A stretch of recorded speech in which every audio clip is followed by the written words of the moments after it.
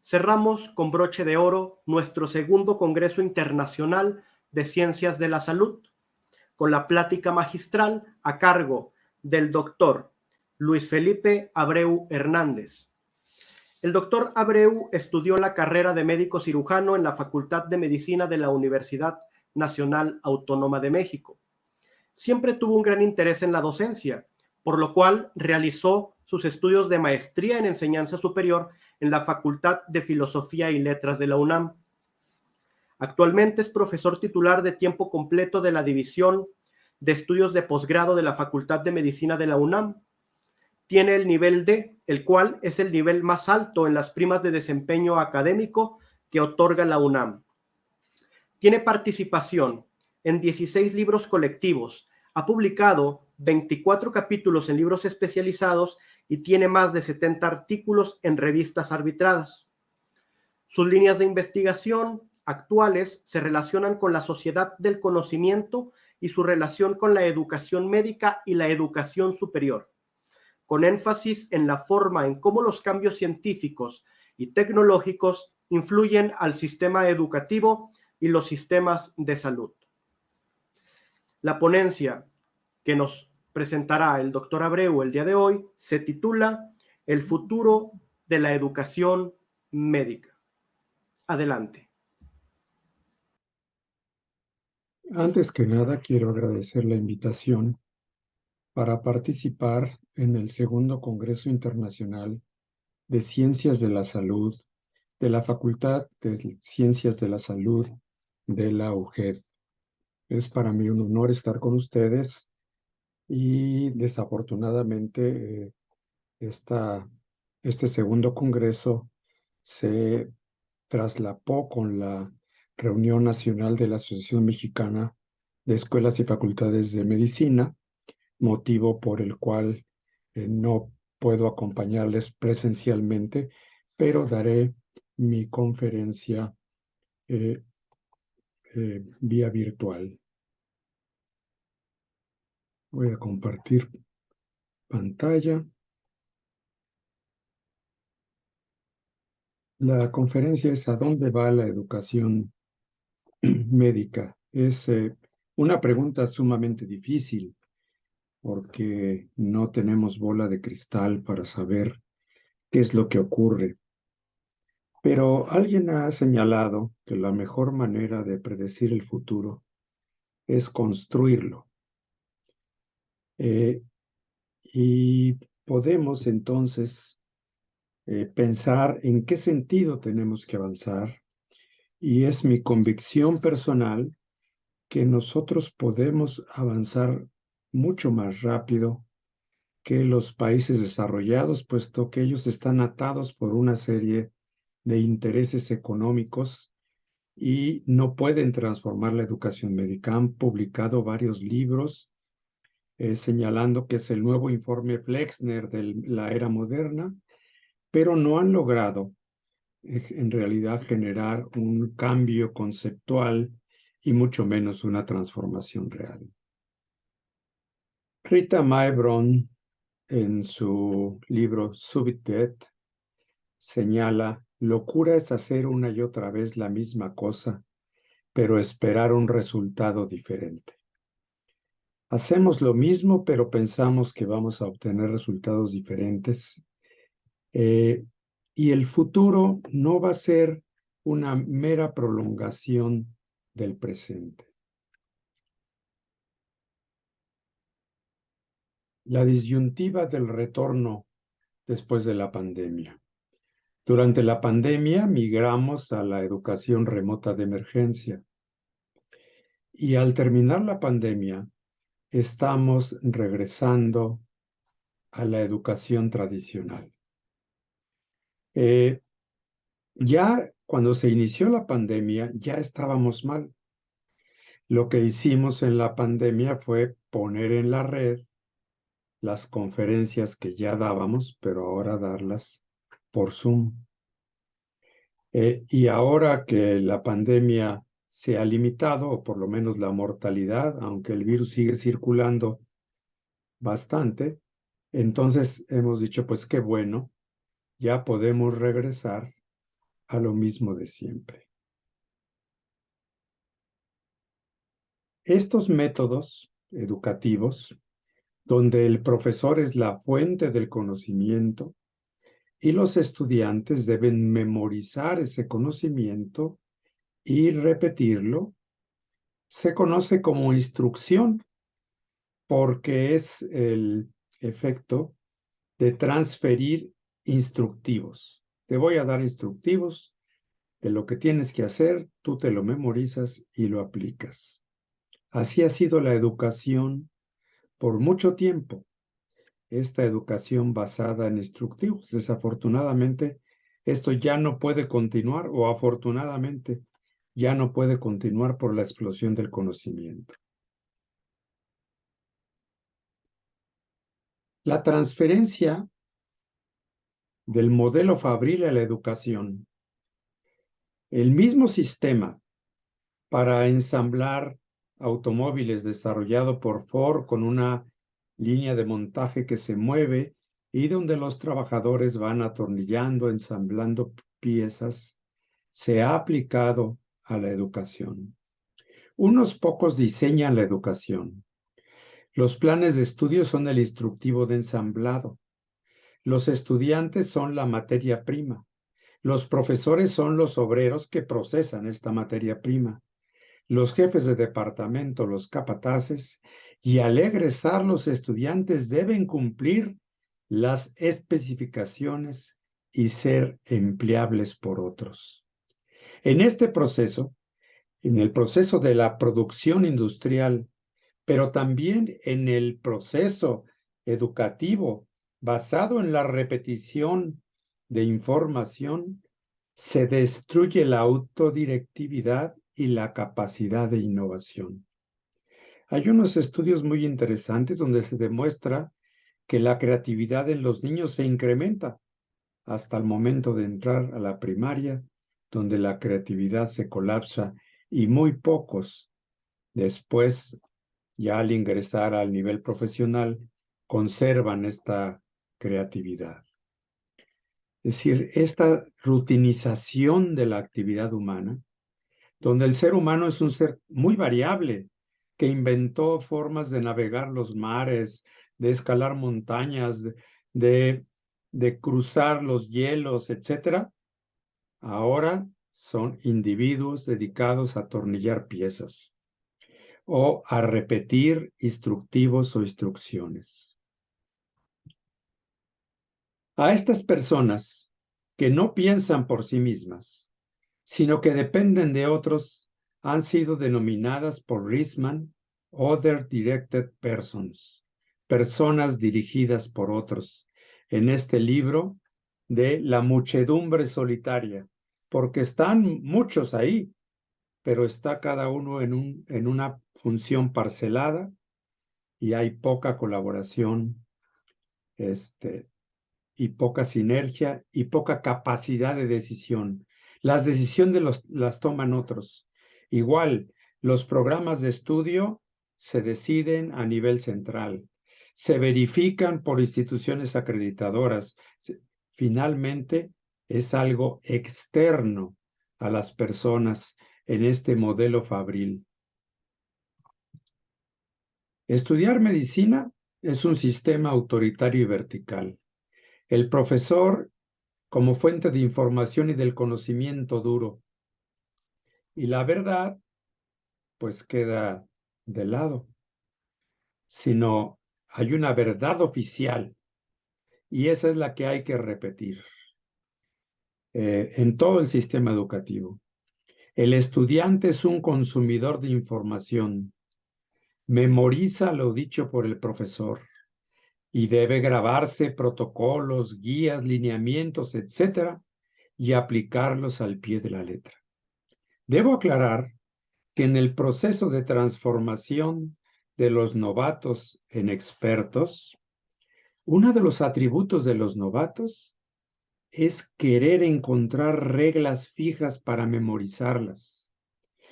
En cambio, el experto es adaptativo. Sabe que las reglas fijas no se aplican en todos los casos y está alerta y modifica su conducta en función de la respuesta de los pacientes. La gran transición y lo que hace inservible este sistema de aplicación de verdades oficiales, de protocolos, de lineamientos verticales, es la explosión del conocimiento. El conocimiento se está duplicando velozmente. Antes el conocimiento se transformaba de manera muy lenta, evolucionaba lentamente. Este conocimiento podía ser conocido por los expertos, dominado por los expertos, y luego sistematizado y entregado a los estudiantes. Era un conocimiento duro, sistematizado, aprobado, con bendición papal. Y luego teníamos acciones profesionales planeadas y ensayadas de antemano. Ahora, con la gran velocidad de cambio del conocimiento, el conocimiento es fluido. Cambia velozmente y el volumen es tan grande que nadie lo puede dominar en su totalidad. Conocemos una parte restringida de todo lo que se publica en un área específica de conocimiento. El conocimiento no se puede endurecer, no se puede sistematizar, porque cambia velozmente. Y es difícil planear lo emergente, lo fluido, lo dinámico. Ahora somos navegantes en medio de esta explosión del conocimiento.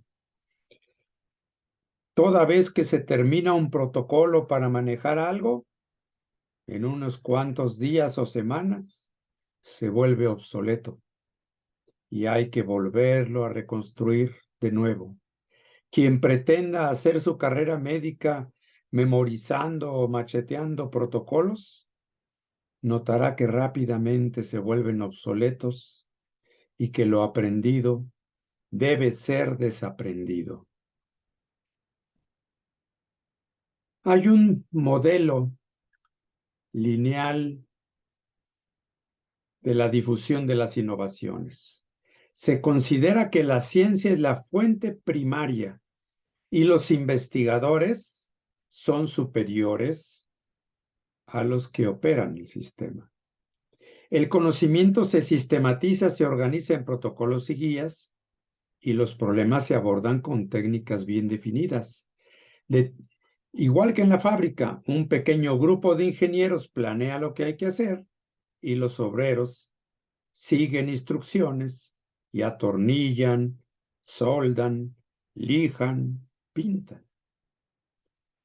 El modelo educativo lineal, top to down, unos pocos diseñan la educación. Los profesores ejecutan los programas e instruyen, y los alumnos, que son el producto, siguen instructivos y cumplen especificaciones.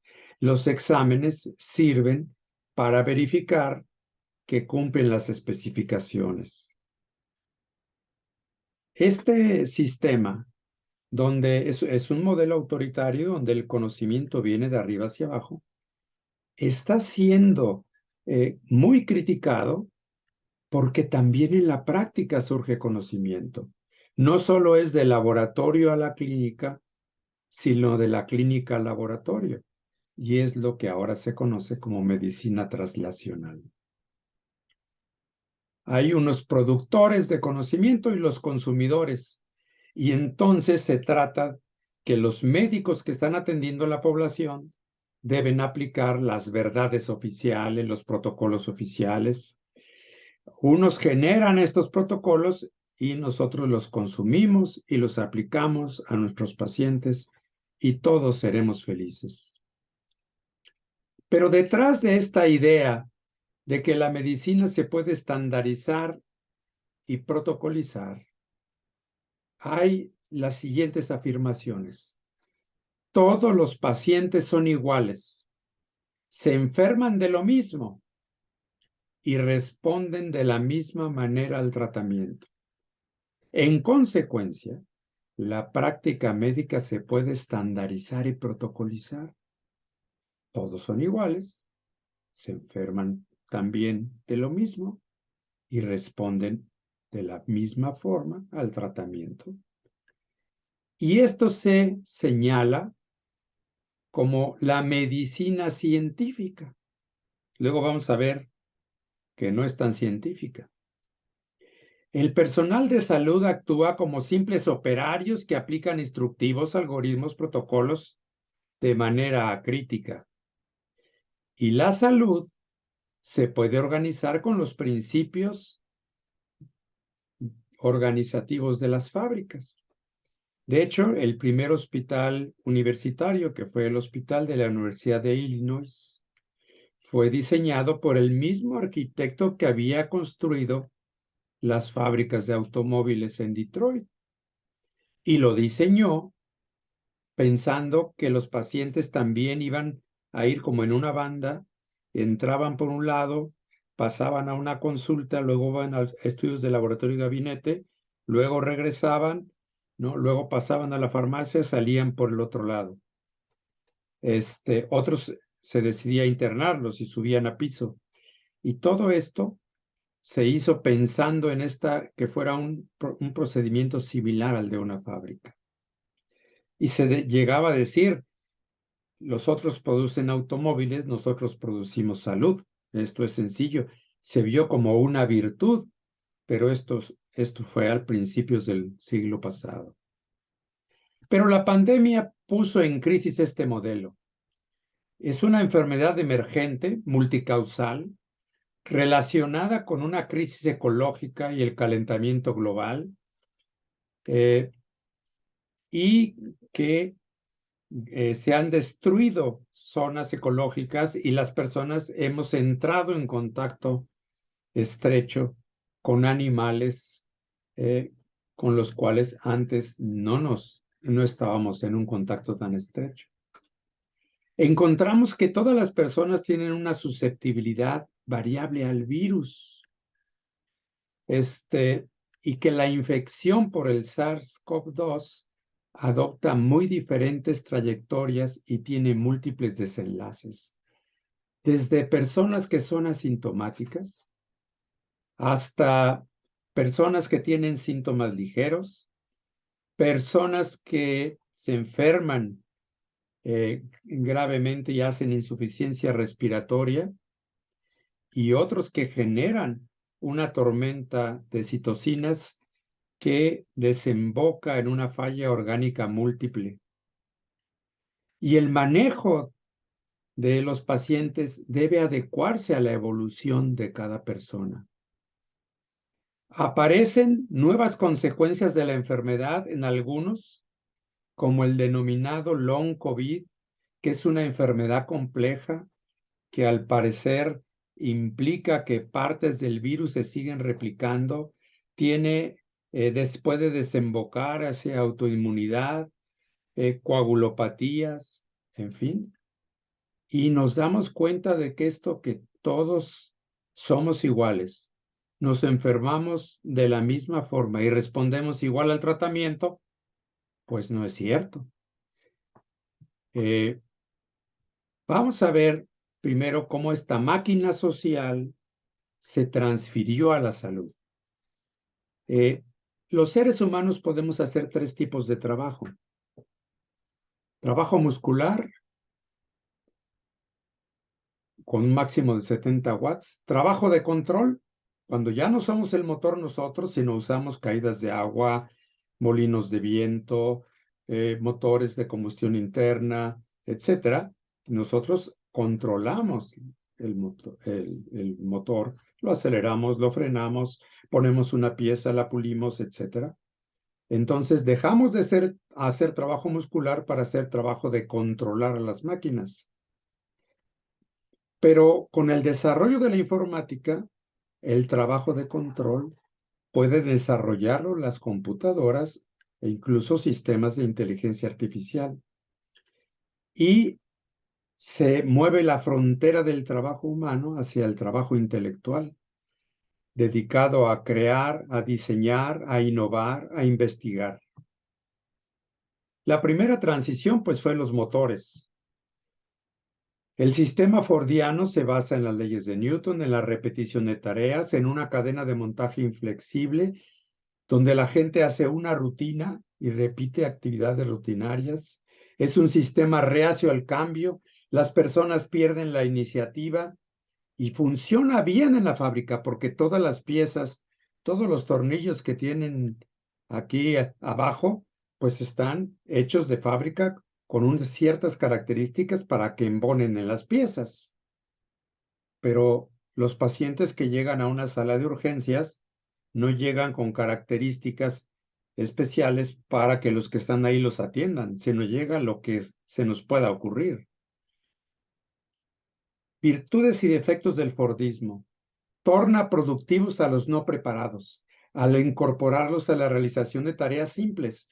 El mismo Ford decía que la mayor parte de sus trabajadores se podían preparar en 15 días. El hombre se convierte en apéndice de la máquina. Y aquí vemos a Charles Chaplin en la película Tiempos Modernos, donde critica esta situación. El ser humano se convierte en un instrumento. Es un instrumento de la producción. Es un apéndice de las máquinas. Se elimina la variabilidad humana porque atenta contra la estandarización. Y el individuo está preparado para seguir instrucciones y ejecutar rutinas sin preguntar por qué. Y entonces se desarrolla una personalidad dirigida desde fuera. Son las Other Directed Persons que ya mencionábamos. Es un sistema de amplificación social.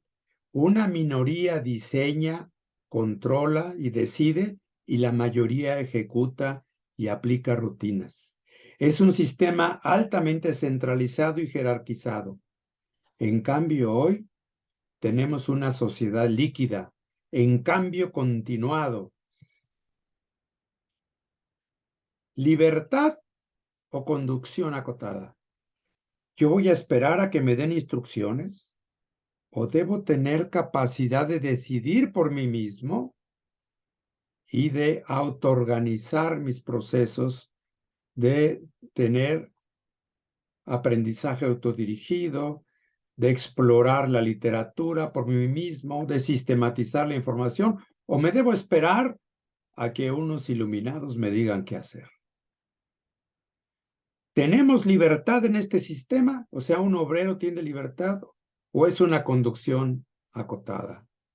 Según el diccionario Oxford, la libertad es la facultad y derecho de las personas para elegir de manera responsable su propia forma de actuar dentro de una sociedad. Es el estado o condición de la persona que es libre, que no está en la cárcel ni sometida a la voluntad de otro, ni está constreñida por una obligación, deber o disciplina.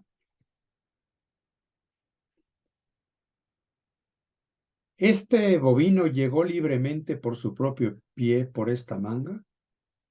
Llegó caminando, solo, era libre, ¿no? Caminó y caminó hasta que llegó ahí y lo detuvieron. Y ahí le pueden eventualmente descornar, vacunar, castrar, etcétera. Podemos decir, bueno, libremente llegó hasta ahí. ¿No nos estará pasando lo mismo? Que estamos tan acotados y nos van llevando y llegamos hasta donde quieren que lleguemos y nosotros que creemos que llegamos ahí por nosotros mismos. Pero vender hoy mano de obra barata, mano de obra para hacer tareas rutinarias simples y sencillas, es suicida, porque ya surgieron los robots, la automatización de procesos, los sistemas de fabricación flexible, la inteligencia artificial. Y es cuestión de tiempo para que se vaya reemplazando el trabajo rutinario por máquinas. Hay una ventana de oportunidad para lograr que estas personas que eran dirigidas por otros, sus hijos, se transformen en ingenieros, inventores, investigadores, programadores, etcétera, y controlen estas máquinas y hagan diseños y hagan avanzar las cosas. Tenemos una salud pobre para pobres. Eric Brynjolfsson, en este artículo, dice que Turing, que fue un investigador, señaló que para distinguir si una computadora se comportaba como un ser humano, los seres humanos no deberían distinguir si estaban charlando o comunicándose con una máquina o con otro ser humano. Y entonces dice Brynjolfsson que todo se fue por el camino de generar computadoras que puedan reemplazar el trabajo humano, ¿no? Y él plantea este pequeño círculo verde oscuro que está aquí en el centro y dice son las tareas que las máquinas pueden hacer de manera automática. El círculo verde más grande son las tareas que los humanos pueden hacer, que son mayores que las de las máquinas. Es decir, las máquinas pueden hacer trabajo rutinario con bastante facilidad. Algunas tareas no rutinarias menores también pueden ser hechas por inteligencia artificial, pero no pueden pensar con la complejidad de un ser humano que además trabaja en equipo con otros seres humanos. Eso no lo pueden hacer las máquinas.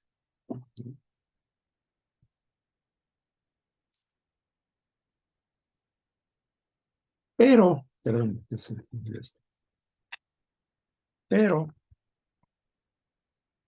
lo que sí pueden hacer las máquinas es apoyar a los seres humanos para que hagan todo ese gran cuadro verde que está ahí. Son las nuevas tareas que los humanos pueden hacer con la ayuda de las máquinas. Por ejemplo, podemos tener sistemas de inteligencia artificial que hagan búsquedas bibliográficas muy veloces y nos ayuden a sistematizar información.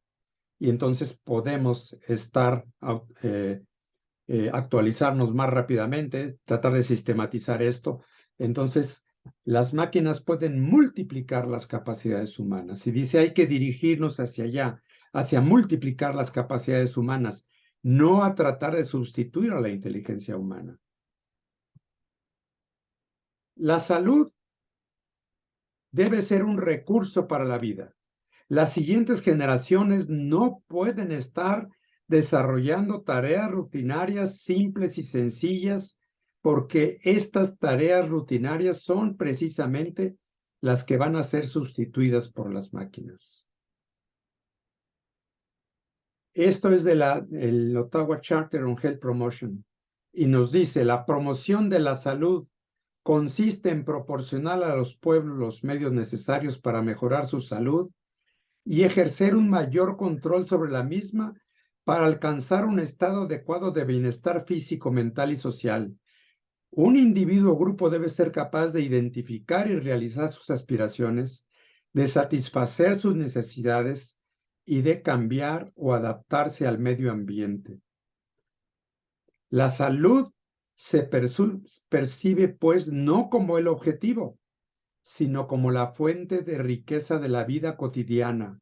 Se trata, por lo tanto, de un concepto positivo que acentúa los recursos sociales y personales, así como las aptitudes físicas. Por consiguiente, dado que el concepto de salud como bienestar trasciende la idea de formas de vida sanas, la promoción de la salud no concierne exclusivamente al sector sanitario. Ottawa Charter on Health Promotion, 21 de noviembre de 1986. Nótese aquí que está implícito el concepto de dignidad y capacidad de decisión de individuos y comunidades. ¿Para qué quiero estar sano? Para decidir mi vida, para tener aspiraciones, para identificar metas, para identificar recursos y cómo arribar a las metas, para organizarme con otros. No para estar guiado desde fuera, sino para tener autodirectividad, capacidad de autoorganización. Y esa es la disyuntiva. Formar individuos dirigidos por otros o individuos que se autodirigen y se organizan en equipos, trabajan colaborativamente, descubren cosas, innovan, porque muchas cabezas piensan más que una. ¿Vamos a vivir en libertad o vivir determinados desde fuera por controles invisibles? En la sociedad industrial moderna estamos permeados por un carácter instrumental, invisible y restrictivo. Tendemos a convertirnos en meros instrumentos de la maquinaria productiva.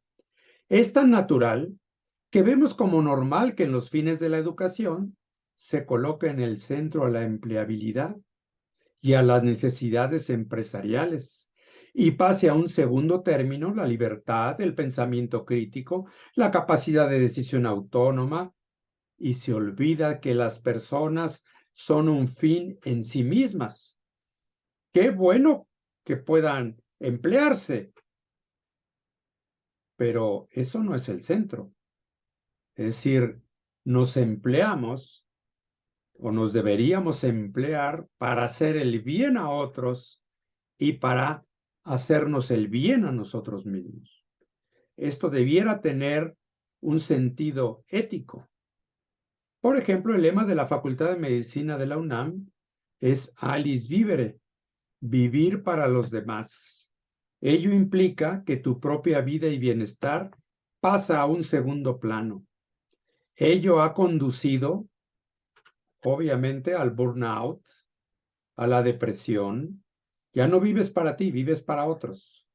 Tú no importas, importan los otros. Y ha conducido en muchos países, y en parte también en el nuestro, a que la gente ya se quiera jubilar cuanto antes, renunciar, dedicarse a otra cosa. Los profesionales de la salud están votando con los pies y están renunciando a nivel global. Todo esto se debe a que la sociedad actual se está muriendo, pero la nueva sociedad no acaba de nacer. Debemos de darnos cuenta que vivimos en un sistema complejo. También un diamante tiene un nivel de complejidad. Complexus quiere decir entretejido, interrelacionado. Para que algo pueda estar entretejido se requiere que tenga múltiples partes que se interconectan. Pero puede haber diferentes tipos de interconexión. En el caso del diamante son átomos de carbono colocados en una estructura altamente ordenada y estable. No son capaces de evolucionar, no son capaces de cambiar. En cambio, de otra parte, tenemos a lo altamente desordenado como un gas ideal. Tampoco se comporta como un sistema complejo, aunque si existe un sistema, un gradiente de energía, pueden estos gases organizarse y, no sé, producir una estrella, por ejemplo. Pero noten que hay aquí dos fuerzas: orden, desorden, inhibitorio, excitatorio, positivo, negativo. Estas dos fuerzas están representadas por el dios Jano de los griegos, que tiene dos cabezas, donde las interconexiones cambian de magnitud, se reestructuran, se modulan, se transforman, y el resultado final resulta muy difícil de predecir, pues es incierto. La incertidumbre es parte consustancial de un sistema complejo. Si alguien me dijera que gracias a la matemática han encontrado una ecuación donde me pueden decir con quién se va a casar mi hija, cuántos hijos va a tener, qué automóvil va a comprar, en qué colonia va a vivir, significaría que mi hija es una máquina, que es perfectamente predecible, que no tiene ideas propias, que no se autorregula, sino que una ecuación externa es tan simple que puede adivinar lo que va a hacer. Afortunadamente esto no es cierto. No es posible encontrar una ecuación que nos diga este tipo de cosas. Los mismos matemáticos dicen que no todo es matematizable, ¿no? Un sistema complejo tiene un gran número de componentes, establece múltiples interrelaciones y estas pueden ser cambiantes, inhibidoras, excitadoras, etc. Son sistemas en los cuales unos niveles de organización se encuentran embebidos en otros y responden de manera no lineal, dan sorpresas y presentan fenómenos emergentes. Se autoorganizan y para ello consumen energía. Tienen un interior y un exterior. Son sistemas abiertos, pero no totalmente abiertos ni totalmente cerrados, como nosotros. Es decir, no cualquier cosa que ingerimos es asimilada inmediatamente por nuestro aparato digestivo. Algunos venenos, como el curare, no atraviesan la barrera intestinal, afortunadamente, ¿no? Pero tampoco es totalmente cerrado y otras cosas sí podemos absorber. Presentan recursividad, actúan sobre sí mismos mediante gasas de realimentación y se encuentran a medio camino entre la organización y el desorden. Y evolucionan o involucionan, es decir, tienen historia. En el tiempo van cambiando y se van transformando. La contradicción inicial. Ideas fijas frente a un mundo cambiante. Atesoramos las ideas que hacemos del mundo para utilizarlas en el futuro, pero no siempre funcionan, porque el mundo tiene su propia dinámica y cambia continuamente. Nuestras creencias que tanto atesoramos, son retadas continuamente por la realidad. Preservar o cambiar. Ese es el dilema. ¿Cambiar hacia dónde? Tendríamos que discutirlo. ¿Qué buscamos? ¿Qué queremos? ¿Qué puede beneficiarnos a todos? ¿O qué es lo que beneficia pero solo a unos cuantos? ¿Existe un sentido implícito en las cosas o vivimos en un mundo sin sentido? Y dice Heráclito, el río donde pones tus pies justo ahora se ha ido. Esas aguas han dado paso a esto. Esto es ahora. De la tensión de unir los opuestos viene la armonía. Heráclito de Éfeso.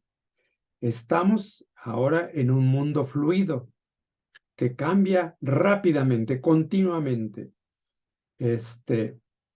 donde hay fuerzas contradictorias que se están modulando unos a otros. Y como ustedes pueden ver, Heráclito pues no es un pensador reciente, ¿no? Dennett nos dice, all brains are prediction machines. Todos los cerebros son máquinas de predecir. Y un cerebro educado predice un poco más allá, pero también está alerta por si hay un cambio de fase en el sistema y aparecen cosas que no esperábamos. Así nos ocurre con algunos pacientes cuando entran en estado de inestabilidad y pensábamos que iban a responder de una manera, pero responden de otra. Para actuar necesitamos fijar el mundo. Todo es y está dejando de ser para volver a ser nuevamente. ¿Algo puede ser y no ser al mismo tiempo? El poema ontológico de Parménides dice, menester es al decir y al pensar y al ente ser, porque del ente es ser y no ser del no ente, y todas estas cosas en ti te mando de escoger. O sea, las cosas son o no son. No pueden estar a la mitad, según Parménides, pero esto no es totalmente cierto. Dice Parménides, le forzarás también a que se aleje en su investigación de aquel otro camino por donde los mortales de nada sabidores bicéfalos, con dos cabezas, yerran perdidos, que el desconcierto en sus pechos dirige la mente erradiza, mientras que ellos sordos, ciegos, estupefactos, raza de mente, son de acá para allá llevados. Para ellos, La misma cosa y no la misma cosa parece el ser y el no ser, mas este es entre todos los senderos como ninguno retorcido y revertiente. Entonces, a ver, ¿mis genes son iguales a los de los demás? No. Entonces, ¿yo soy diferente? Tampoco. Tengo algunas diferencias, pero también tengo bastantes similitudes. Al mismo tiempo soy diferente y similar. Es decir, Parménides no tenía tanta razón que digamos. Luis de Broglie dice que la ciencia es como llenar un crucigrama. Dice, podemos llenar el crucigrama porque una mente igual a la nuestra puso los cuadritos, las palabras horizontales, verticales, y vamos llenándolas. Dice, pero la ciencia es parecida. Llenamos el crucigrama vacío con ideas nuevas que vamos demostrando y adivinamos las jugadas de la naturaleza. Y esto ocurre porque la mente es un microcosmos que opera con las mismas leyes que el universo. Y por eso podemos ir adivinando las jugadas, ¿no? Vamos a llenar estas palabras vacías porque el crucigrama fue hecho por una mente igual a la nuestra. Y en la ciencia podemos llenar el crucigrama vacío de la naturaleza porque nuestra mente opera con las mismas leyes de la complejidad que el resto del universo. Nuestro cerebro es un sistema complejo interactuando con el universo, que es otro sistema complejo. Hay que fijar algunas cosas, predecir y adaptarse al cambio, continuamente. El nacimiento de la falsa certeza. Las leyes de Newton se pensó que eran independientes del lugar y del observador. Como cuando se juega con una bola de billar, y estas leyes eran válidas en cualquier lugar. A partir de estos estudios de Newton, David Hume desarrolla el concepto de causalidad. Dice, toda causa precede en el tiempo al efecto. Todo efecto varía en función de la magnitud de la causa. A más causa, más efecto. O a más causa, menos efecto, porque hay relaciones inversas. Y se hacen cadenas causales, en este caso simples y lineales. Esta pelota le pega a la otra, esta bola de billar le pega a la otra va a la buchaca, etc.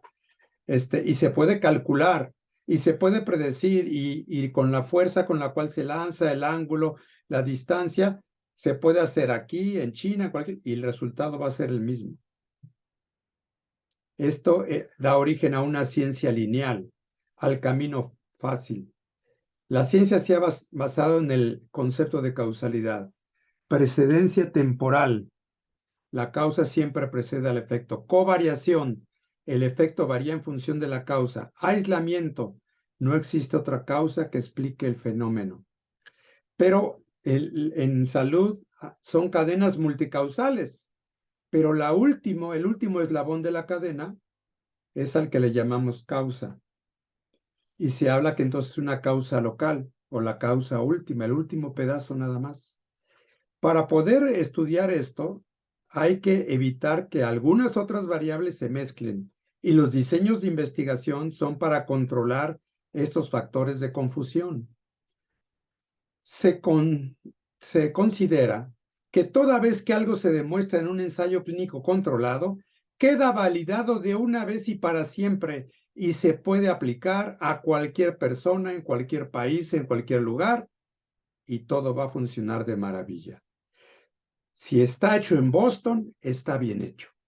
Los países centrales investigan y desarrollan, y los países periféricos consumimos, pagamos y nos ahorramos el esfuerzo de pensar.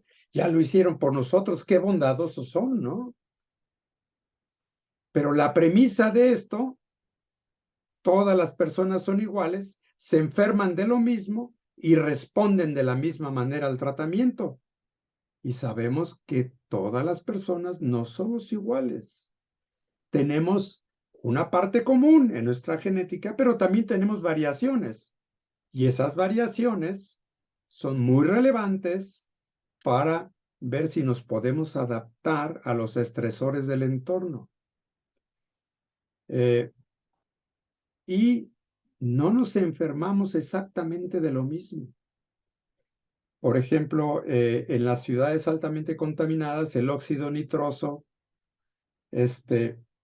puede producir errores en el DNA y se generan procesos de reparación. Y luego las partículas menores de 2.5 micras son inhaladas, absorbidas al torrente sanguíneo y generan inflamación crónica. Y todo esto sumado puede dar ateromas, pero no todos los metabolismos son iguales.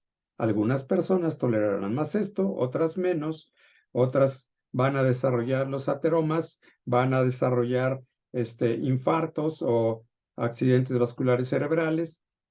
Y a esta cuestión de que todos somos iguales, que no lo somos, porque la ciencia ya demostró que no, y que no nos enfermamos exactamente igual, y que no respondemos igual al tratamiento, y por eso hay farmacogenómica, y a eso le llaman medicina científica. Pero no es científica, porque la ciencia justo demostró lo contrario. Hay diferencias genéticas, hay variedades genéticas que condicionan la expresión o no de una enfermedad y pueden combinarse diferentes genes para generar comorbilidades, etcétera, y no somos tan iguales, pero tampoco somos exactamente o absolutamente diferentes, ¿no? Contrario a lo que decía Parménides, y no respondemos igual al tratamiento. ¿Qué implica esto? Que todos tenemos que investigar, es decir, nos tenemos que volver expertos en nuestras poblaciones. Debemos de dejar de pensar que lo hecho en Boston está bien hecho. Esto no lo venden porque están las grandes farmacéuticas detrás de esto. Y si ya lo aprobamos en Boston, pues comprarlo en México. Lo aplicas y va a funcionar igual. Pero hay que ver. Es decir, no somos marcianos.